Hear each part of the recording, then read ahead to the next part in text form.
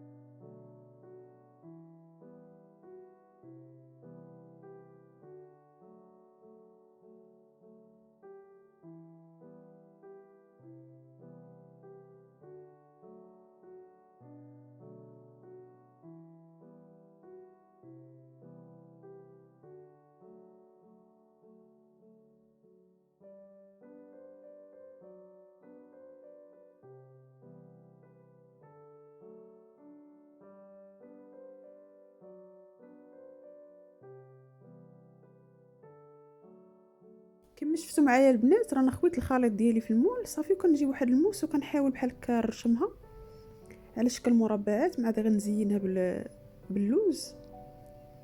كيجي الشكل ديالها زوين. نتوما البنات اختياري، بغيتي تزينوها باللوز بغيتي تخليوها بحال هكا سامبل، حتى هي كتجي زوينه. صافي غادي ندخلها البنات الفران. الطياب ديالها راه بحال الكيكه، كتشعلوا عليها من التحت حتى كطيب صافي، وكتشعلوا عليها من الفوق تحمر. ما كتاخذش لكم بزاف ديال الوقت.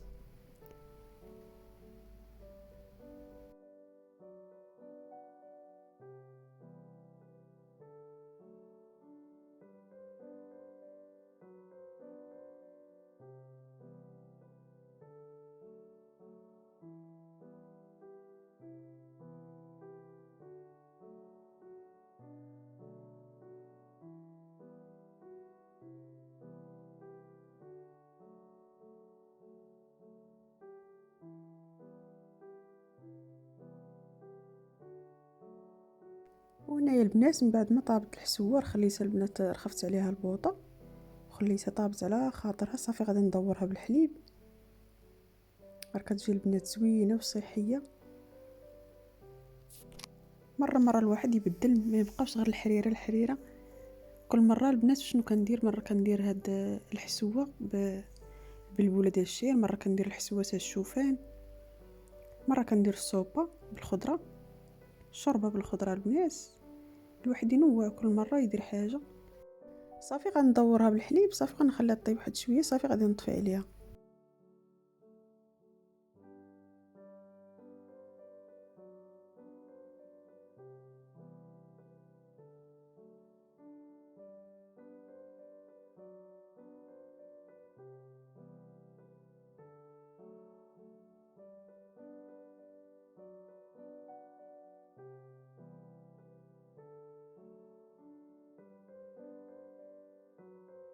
وهنايا البنات دزت باش نصاوب القطر ولا السيرو باش غادي نسقي البسبوسه. من بعد غطيب ضفت البنات واحد الكاس العصير تاع البرتقال، وزدت عليه نص كاس ديال الماء و3 المعالق تاع السكر سنيده على حسب الذوق.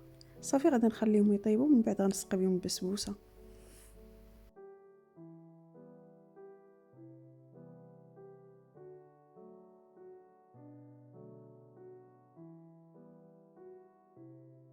وهنايا البنات غادي ندوز نصاوب معكم واحد الطويجين ديال الكفته بالبطاطا، كيجي البنات اكثر من رائع.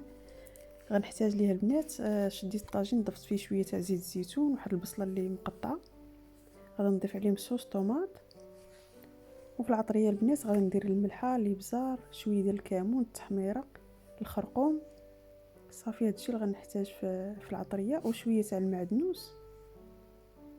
وغادي نضيف واحد شويه ديال الماء، وغنخلي هاد الشرموله طيب مزيان. هذا غنضيف عليه الكفته.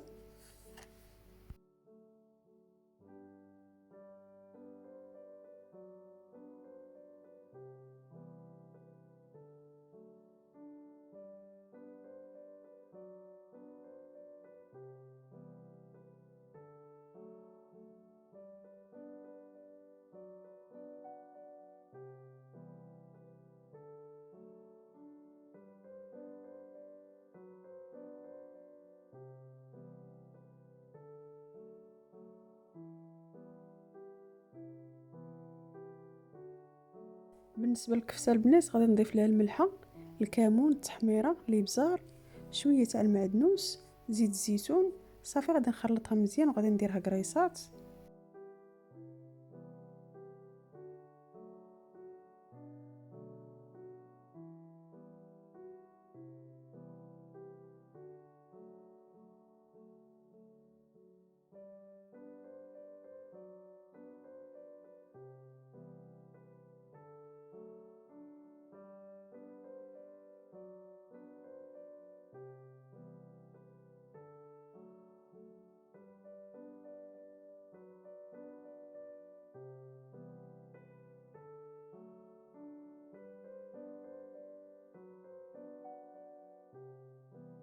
وهنايا البنات من بعد ما طابت ديك الشرموله، صافي كنقاد ديك البطيطه اللي قطعت على شكل دوائر.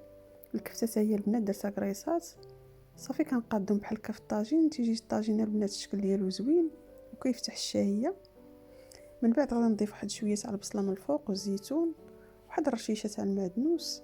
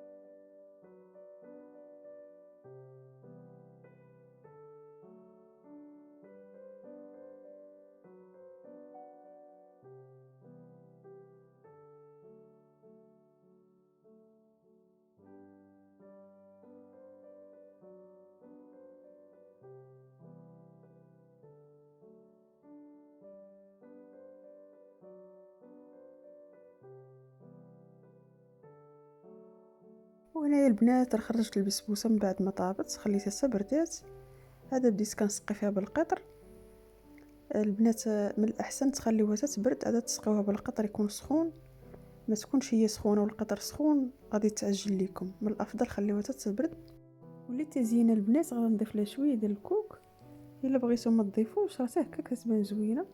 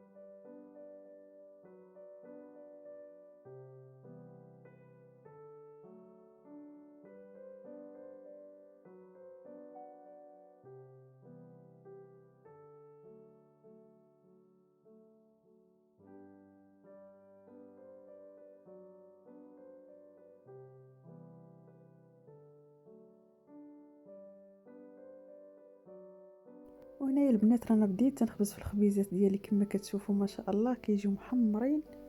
كنقرصوا البنات بالفينو بالبلبوله ديال الشعير، كيجي زوين. وهذا الطويجين ديالي البنات تاع الكفته مبقى له والو يوجد، كيجي البنات كيشهي مشهيتكم فيه. وهذا الشكل النهائي تاع الطبيله اللي وجدت معكم البنات اليوم. كنتمنى تنال اعجابكم وتستافدوا منها شي حاجه، علاش لا. وهنا كيوصل نهايه الفيديو البنات. ما ننساش نشكر الناس الجدد اللي انضموا الى القناه، كنقول لهم مرحبا والف مرحبا. وما ننساش الناس اللي معايا من اول فيديو حطيت في القناه البنات، القناه قناتكم وبها كبرات. كنشكركم بزاف بزاف، والشكر قليل في حقكم. جزاكم الله خيرا، والى اللقاء الى فيديو قادم ان شاء الله. رمضان كريم.